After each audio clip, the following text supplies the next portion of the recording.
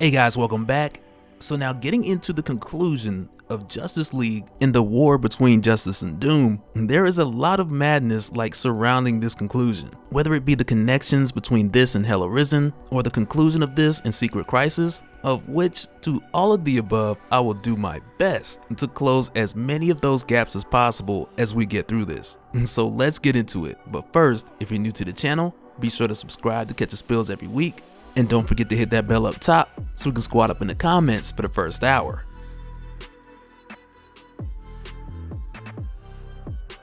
Alright, so jumping right back in from where in our last talk to where we had seen Perpetua make her way to Earth 19, which was very much like your gaslight steampunk type of universe. But when we had seen this was pretty much like our up close example of Perpetua renovating the universe, and with doing so destroying worlds that didn't side with Doom, all the while continuing a process of calling forth the worlds who did. But with us seeing that up close, it was like just an example of us seeing how ruthless she is. But after this, when she called Lex Luthor to her side, this is where we got a bit of what we'd seen where the narrative started to connect a bit with Hell Arisen, which I kind of want to reference this to because I know a few of you guys are like, okay, so where does that come in, or when does that play out in relation to all of this? And through the course of this video, I'm going to kind of point the references to where this slides into Hell Arisen, of which at this point we're only 2 issues in, so it's not like a lot just yet. And I got links below in the Hell Arisen playlist if you need more info on that as well. But it's here where Perpetua calls Lex Luthor to her side, and she shows him the army that she wants him to lead,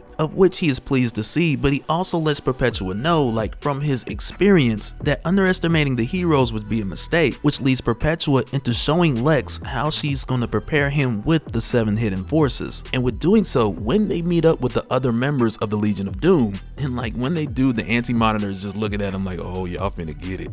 But when Lex and Perpetua get here, and Lex pretty much tells them like this is the time for them to reap the rewards of all their hard work. And of course, with doing so, they each have their different requests. Like with Brainiac, he wanted knowledge, like complete knowledge of the entire multiverse, and for Grodd, the mind control of 7 planets. And in my opinion, Grodd's request was like the smallest one, like 7 planets out of the multiverse. Like, come on man, you wasted your wish. But with doing this, Perpetua turns Brainiac 1 million into a throne. And like when I first seen this, it's like you know where it's going for the other guys, because there's like 3 coffin-like containers in the bottom. But like when this happened, I thought Brainiac was gonna get another name change, and likely something inspired by IKEA, because you know they got all the crazy names like Odger and Zacharias. And for whatever reason, I feel like Zacharias would have been the most disrespectful. And like, you no longer Brainiac, you Zacharias now. Like, it sounds disrespectful, but of biblical proportions. Like, legends have been told of the great Zacharias. And I'm probably just butchering that name.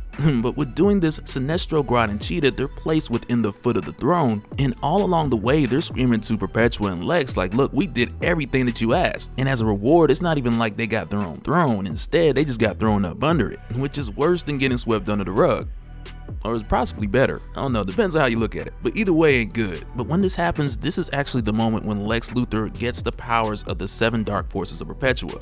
And it's from here, in conjunction with Hell Arisen, to where sometime shortly after, Perpetua sent Lex Luthor to gather the crime syndicate, and after that, she sent him to Earth to handle these threats from the dark multiverse. Which is also where around this time, Lex Luthor goes to Earth and he faces off with the Infected. And like once again, at this point on that playlist, we're like 2 issues in at this point. And one of the things that the Batman Who Laughs has expressed is that currently in Hell Arisen, the Batman Who Laughs doesn't want to kill Lex Luthor, but instead during this portion of time, the Batman Who Laughs main objective is to distract him just long enough so Lex doesn't find out what he's doing. And really, like, just to add, like from the way that Hell Arisen has played out so far, it really seems as if as soon as Lex Luthor got the 7 dark forces from Perpetua, the Justice League was destroyed, and this was like the setup leading into Hell Arisen, which makes it very interesting because continuing on with Justice League, this isn't the case and the heroes weren't destroyed. So it almost seems as if the plans of the Batman Who Laughs, of which right now in Hell Arisen are stalling Lex Luthor, it almost seems as if he's using this time to figure out time travel to fix this ending from taking place. Because in that timeline, the Batman Who Laughs, he's taken Rip Hunter and interrogated him to get pretty much everything he knows about what's left of time travel, with hyper time being broken, and also the Batman Who Laughs using the Phantom Stranger for some mysterious purpose purpose, which I believe we get to understand a bit better as we see the conclusion of the Justice League war between Doom and Justice heading into Justice League issue 39. And as of right now, I know it sounds a bit scattered, but I'm gonna do my best to make it make sense. But just in summary, Hell Arisen could be one of two things: either the Batman Who Laughs changing something right before this war ended, or him using that time travel research and changing something right after. And I'll get back to that towards the end of the video.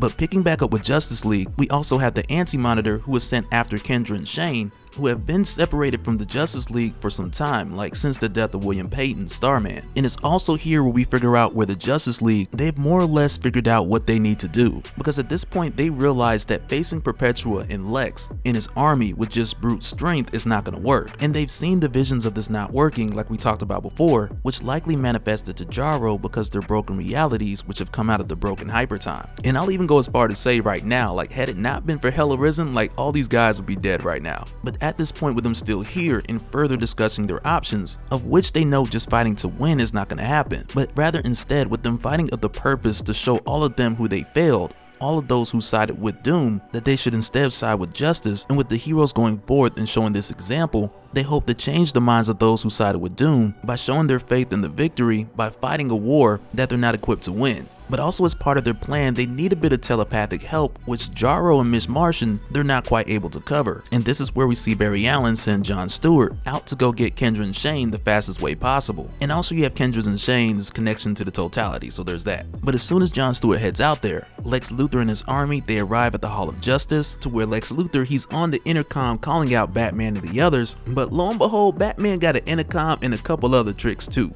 And Lex had actually thought that Batman was in there scared and just out of ideas, but this is Batman, so come on. But with doing this, he initiates something that he calls the final measure, to which Jarro calls the final awesome measure. And after that, Batman does comply, and he probably put a little sticky note on the button so he can change it later. But with doing this, the whole Hall of Justice just takes off. But with doing this, I just imagine like Lex's face watching this happen, and him being so angry but just not capable of putting it into words. And then from there, he just calls Perpetua and he's like, look, see this? Now this is the shit I was talking about. Batman just took the motherfucking building and made the take off. And from there, she's just like, Lex, shut up. I gave you 7 hidden forces, a whole army, make it work. But from here, when you have like every hero that you can imagine running out from underneath the Hall of Justice, it's also like images like this one that make me believe that at some point the Batman Who Laughs did mess with the time, and that he used that time travel research and started a different timeline moving forward, either from the Infected or probably even as far back as the One Shot. Because for a good portion of Justice League, you have Donna Troy, Supergirl, Blue Beetle, Shazam, many of those who remained infected for events that seem to be parallel within Hell Arisen and parallel to what's happening here in Justice League, to where in Hell Arisen they're infected, but in Justice League they're not. So when I see panels like this, it really makes me lean back into that theory. But also, while this battle is taking place outside, you have others like Superman, Wonder Woman, Ted Knight, Starman, Flash, Miss Martian, and they've all come together to conjure a symbol for justice that would combat Perpetua's symbol, but also so that those who have sided with Perpetua, so that they would have something to rally to. And initially when they do this, it starts working, but not long after that, it then falls apart. And for that reason, it once again raises the question, like, where's Kendra and Shane? Because at this point, they know this will give them a chance, but Miss Martian just isn't powerful enough to do this by herself. But jumping over to Kendra and Shane, who are on the brink of pretty much being eradicated. And Kendra at this point is putting up as much as a fight as she can, given that she was already injured before this ambush. But fortunate enough, John Stewart shows up in time, with no respect to Barry Allen's brake system, and the impact literally knocked the World Forger and the Monitor out of the Anti-Monitor, which on one hand flipped the odds in their favor, but on the other hand, it cost them a ride home. And we all know which one Barry Allen is actually more concerned about. But as far as right now, dealing with the Anti-Monitor, who realizes that he finna get jumped by his 2 brothers, they friends, and one of they friends like her alternate reality stepson, because that situation's a little complicated. But when he hears this, he calls for his mama across the universe, to whom, like any mother would do in a situation where their kid getting jumped, where she reaches out to Earth 44, of which for this Earth at the time she was given the opportunity for them to turn to Doom, and like in mid solicitation she's like, you know what, never mind, like y'all taking too long to answer, and she just throws Earth 44 directly at them. And what's pretty crazy that happens at this point, like the World Forger, who would create a door and just get everyone out of there, but instead, since he's too weakened from just being separated, instead he just swings at this planet coming at them to send Kendra, Shane, and the others back to the Hall of Justice. But in the process with him doing this, there's like no guarantee that he'll survive. And like as we know from our previous talks on the Justice League playlist, like if the World Forge is destroyed, then he'll just reform in the 6th dimension. But up to this point, this has been something that was more so determined by Perpetua, at least theoretically. So it's like now, if it's up to her, whether the World Forger comes back or not, then it's not likely that'll happen. So with him sending Kendra, Shane, and the others back, it was pretty much him saying goodbye. But back at Earth within the Hall of Justice, which at this point is about to take its crash landing, Superman and the others, they feel yet another change on the side of justice, and with feeling this change, they try again, and when they do, it works because of the arrival of Kendra and the others. And when they get back, this then connects Kendra once again with the totality, which now sets the stage for this match between the light forces and the dark forces. And even though it's like 7 against 1 and technically like 8 or 9 against 1. But with doing this, like when it kicks off, Lex Luthor holds his own. And with him having access to all the different secret forces, whether it's the Still Force, the Void Wind, the Terror of Extinction, or the Invisible Spectrum, anytime he uses these, we can see them pull from either Grodd, Cheetah, or Sinestro, and don't forget Little Turtle. But when he uses these forces, we can see them pull from them in the base of Perpetua's throne. But with him going against the different members of the Justice League who initially kind of go at Lex like one at a time, in their case, this really doesn't show them any success. And I believe that almost like in a way, it's a sign even for Lex, who believes he's at the center of everything and he can do it all himself. But this doesn't work for him, and it's not just because he's Lex, like it's nothing personal. But this also doesn't work for the heroes, and you really don't see the tides turn or any sign of progression until Superman first swings in to help Batman, who was like seconds away from taking a fatal blow from Lex. But after doing this, we then got to see the cooperation of the Trinity then working at the same time. But of course, with doing this then triggered the boss match, with Perpetua arriving displeased with Lex, saying that she'll just handle it on her own. But also with her arriving here on Earth and being much closer, like this disturbed what Shane and Miss Martian were doing, of which prior to this point they were using their telepathy to help everyone else fighting the army off and try to hold them at bay. But in Lex's moment of vulnerability, Shane ends up co-opting his mind, finding the Martian Manhunter who was trapped in there and trading places with him. But with doing so, two big things happen here, because for one, he sacrificed himself with the uncertainty that he'll return again, but also with trading places with the Martian Manhunter, he's also set free the more powerful of the two, which as a result makes Lex Luthor just a little bit weaker.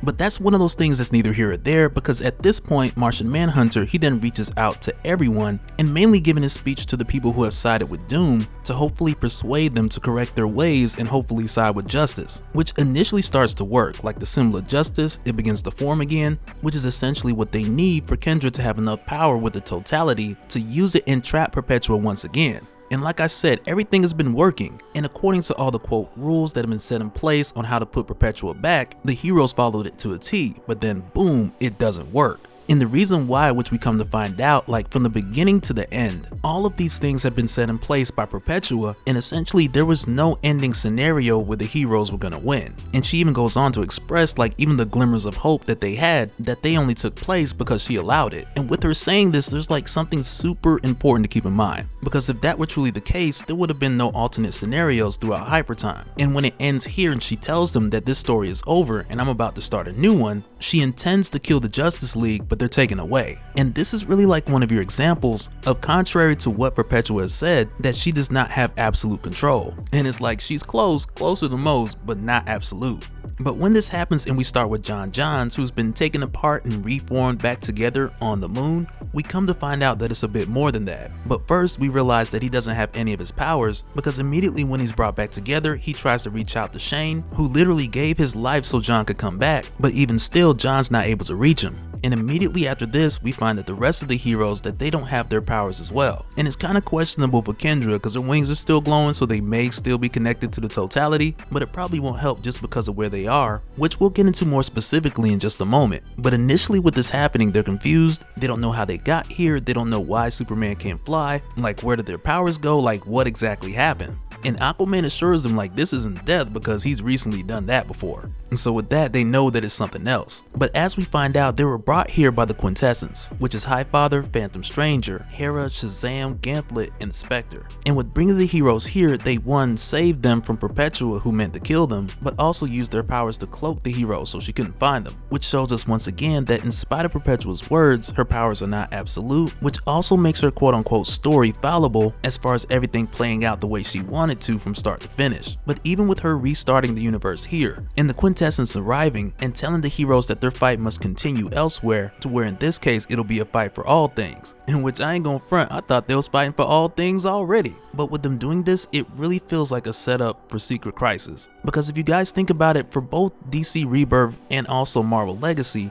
on both ends throughout Justice League and everything with Perpetua in the 6th dimension, and with Marvel revisiting the beginning of the universe, whether showing us the origin of Null or the arrival of the Celestials, and also showing us about the end of that universe, whether it's with Franklin Richards and Galactus or the Immortal Hulk, and it really feels like on both sides like they're building up to this pinnacle to where their biggest threat may turn out to be the exact same thing. But with the Justice League, while they're here speaking with the Quintessence, who bring up other events, whether it be with Leviathan, Doomsday Clock, or Young Justice, and they speak of these series and these events almost as if they had taken place outside of the multiverse as they know it, and even in referring to them separately from everything that they've been through with Perpetua, that these other events that have happened outside of their knowledge, that they are also very significant. And in a way, really like where all this is leading, it feels like it's very much a result of what Dr. Manhattan had did at the conclusion of Doomsday Clock with resetting the metaverse and pointing everything around Superman, which is causing all the heroes around DC to reform around Superman,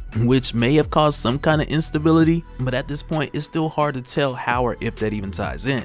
But it's possible that that's the next step that the Quintessence is referring to. But even with this, I gotta say, as far as more immediate concerns, one of the biggest questions in my mind is like, what's going on with the Phantom Stranger? Because we know at some point in time he was in the custody of the Batman Who Laughs, and because we know that with what the Batman Who Laughs is doing, that it is dealing with time travel or broken time travel in some shape or form, it really just begs the question of did they meet before this or after? Because when he presents the Justice League with his door and he tells them like if they choose to go through it, on the other side they'll have everything to bear, and on that other end they'll be fighting for everything. And it's like from here, the questions we have from like Secret Crisis or from Doomsday Clock or even from Hell Arisen, it seems like many of those answers are just behind that door, of which we just gotta wait and see what it is. But I also feel like some of the soonest answers that we'll get will come through Hell Arisen, once we get more information of what the Batman Who Laughs did, or even if he's actually still in that present day universe that the heroes are leaving behind, which is a world where Perpetua won and the Batman Who Laughs is actually gonna fix it.